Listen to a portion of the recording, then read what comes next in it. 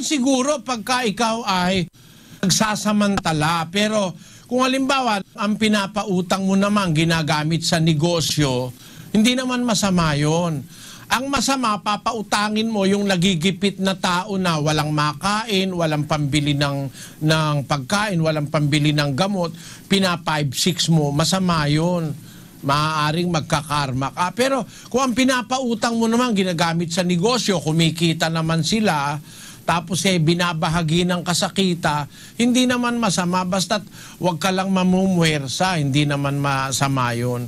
At saka hindi mo naman yata ipinupuwersa yung pera mo sa kanila eh. Sila ang lumalapit sa'yo. Para lang yung bangko, hindi ba yung bangko nagpapatubo rin, di ba? E kung sila nagpapatubo, pwede ka rin magpatubo. Kaya lang huwag masyadong mataas, kapatid.